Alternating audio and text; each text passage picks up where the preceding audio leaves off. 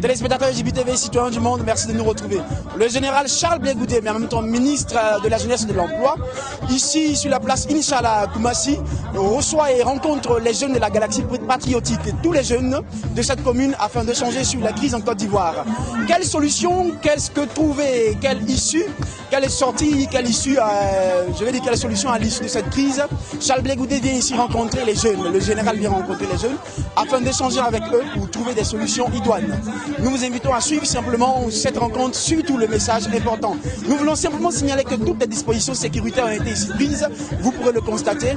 Tout un bataillon armé ici a été déployé afin d'assurer la sécurité et du ministre et de sa délégation, mais également de tous ceux qui sont ici rassemblés et effectuer les déplacements. Merci de nous suivre. Nous sommes venus ici pour vous féliciter. Vous féliciter pour votre mobilisation. Vous féliciter pour votre mobilisation dans cette crise post-électorale.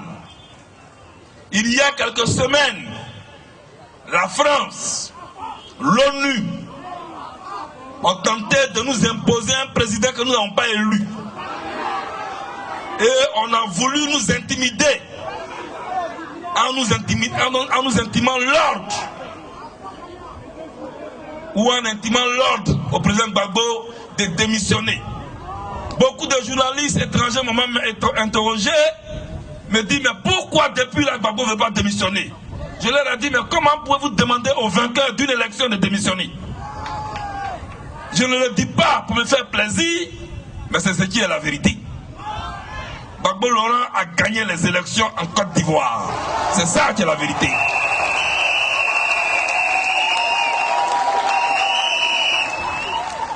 Et ce combat-là, c'est grâce à vous, c'est grâce à vos voix, c'est grâce à votre détermination que Gbagbo Laurent a gagné ces élections. Depuis 2002, nous sommes dans ce combat. J'allais même dire depuis 2000, nous sommes dans ce combat. Parce que, rappelez-vous, Gbagbo Laurent n'est pas celui que les puissances occidentales avaient prévu comme président en 2000. Dès qu'il a été élu, on ne lui a même pas donné le temps de célébrer sa victoire.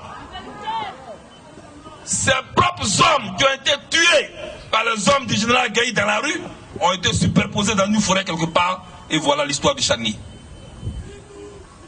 Au moment où Gbagbo prêtait serment, qui n'était même pas encore président, qui n'avait pas encore pris fonction, déjà que sur son dos, on mettait une histoire de charnier. Un film a même été concocté en collaboration avec un Belge, Benoît Schauer, pour justifier la guerre que nous vivons aujourd'hui.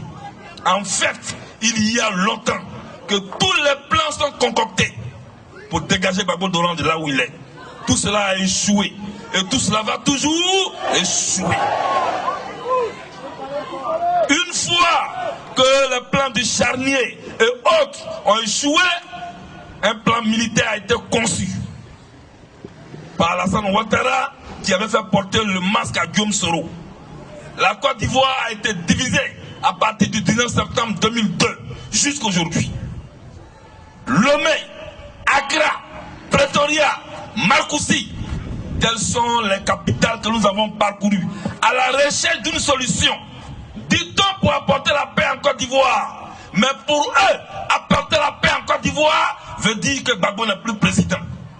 Voilà ce qu'ils appellent apporter la paix en Côte d'Ivoire. Quand ils disent il faut apporter la paix en Côte d'Ivoire, il faut que la paix règne en Côte d'Ivoire, pour eux, dans leur agenda secret, c'est que Gbagbo quitte le pouvoir. Tous ces plans ont échoué. Et tous ces plans ont échoué et vont toujours échouer. Et Gbagbo Laurent les a laissés faire. Et lui-même, il a tendu la main. Quand il a parlé de dialogue direct, la même presse a commencé à se moquer de lui. Gbagbo a un discours pour rien. Le dialogue direct ne fera pas long feu. Mais le dialogue direct nous a conduit aux élections. Quand l'INS, l'Institut national des statistiques, est sollicité par beaucoup de pays africains pour organiser des élections, Pendant que l'INS est là, l'opposition ivoirienne, en collaboration avec la France, nous a imposé sa gemme pour distribuer des cartes d'identité à des gens qui n'y avaient pas droit. Ça encore, nous avons accepté. Nous sommes allés aux élections. Nous sommes allés aux élections dans des conditions que vous connaissez et que tout le monde connaît. Mais comme il y avait un agenda secret, tout le monde n'a rien vu. Tout le monde a dit que tout était parfait. Je voudrais vous faire cette révélation. Moi, je suis allé à l'hôtel Pullman à quelques 3 ou 4 jours des élections. Il y a une Suissesse qui travaille à l'Union européenne. Elle m'a dit, moi je suis démocrate. Viens, je vais te voir de côté. Tu as vu? Voici notre déclaration au sein de l'Union européenne. Dans quelques jours, voici la déclaration que nous allons lire pour dire que tout s'est bien passé. Alors que les élections n'avaient pas encore eu lieu, la déclaration était déjà prête. Elle me dit, je ne peux pas te donner, mais je veux que tu saches que tous ceux qui sont là, ils sont en mission, et quel que soit ce qui va se passer, ils diront que tout s'est bien passé. Et il a commencé à voir les dérives partout dans les villes. Juste après les élections, au moment où nous crions, nous décrions ce qui s'est passé, elle m'a encore téléphoné, elle dit, viens voir ce que je t'ai dit. J'arrive à l'hôtel Pullman, qu'est-ce que je constate? Les bagages étaient partout dans le hall. Et les gens étaient dans la salle, en train de lire la déclaration. Il a dit, mais c'est pour qui les bagages? On dit, non, c'est pour ceux qui sont en train de lire la déclaration. Il a dit, mais pourquoi, pendant qu'ils font la déclaration, les bagages sont prêts? Dès qu'ils ont fini la déclaration, à l'aéroport Paris, ce qu'ils ont semé derrière eux ici, ça ne leur dit absolument rien. Et c'est comme ça qu'ils se comportent dans tous les pays africains. C'est comme ça qu'ils prennent l'argent des contribuables pour se promener sous le couvert de l'ONU, sous le couvert de l'Union européenne, mais avec un objectif précis, placé à la tête des différents pays africains, des gens qui contrôlent pour mieux exploiter, pour mieux piller notre pays. Mais en Côte d'Ivoire, ça n'a pas marché, ça ne marchera jamais. En Côte d'Ivoire, ça n'a pas marché, ça ne marchera jamais. Oui, les émissaires de la CEDEAO arrivent pour donner une lettre à Gbagbo et lui demander de quitter le pouvoir. Ils sont venus, ils ont parlé avec le chef de l'État de Côte d'Ivoire, qui leur a donné les kits, expliquant la situation en Côte d'Ivoire. Et Gbagbo a dit, je veux qu'on recompte les voix.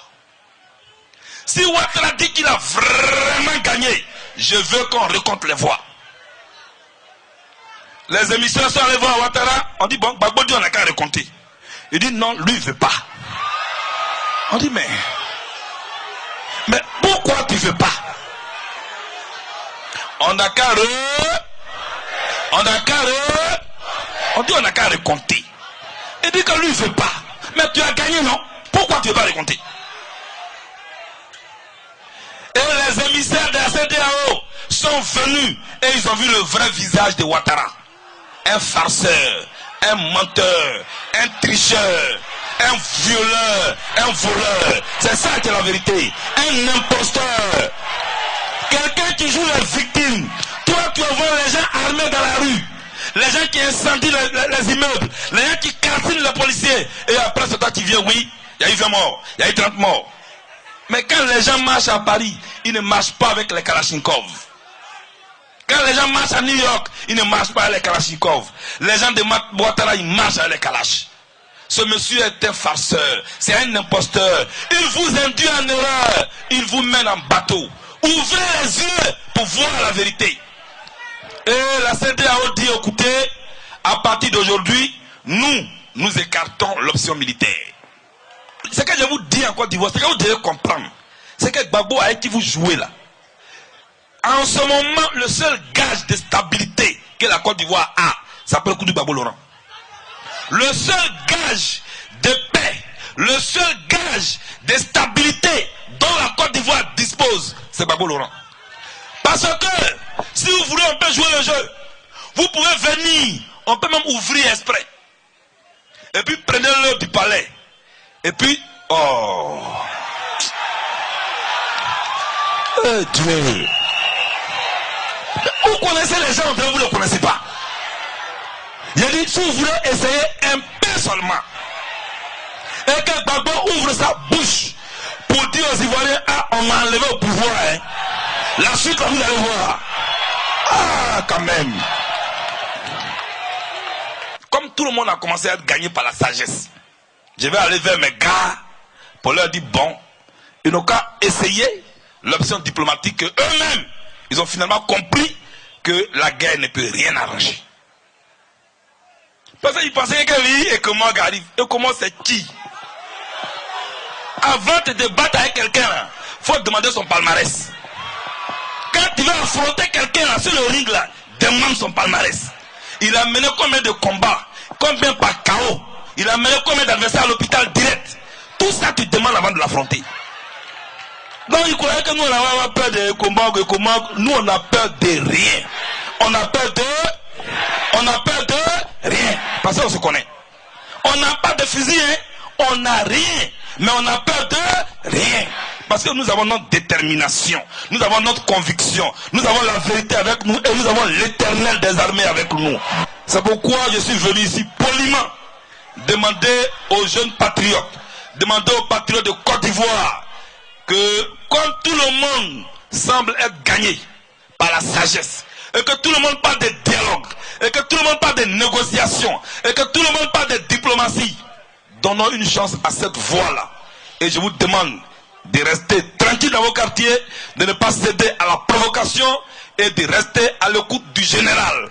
Pendant ce temps, je vais aller à mon ministère pour travailler un peu pour vous, parce que je suis chargé de vous trouver des emplois. Et c'est ça que je vais faire. Et chers amis, je vais aller dans mon ministère, je vais mettre un peu d'ordre et restez à mon écoute. Que Dieu vous bénisse.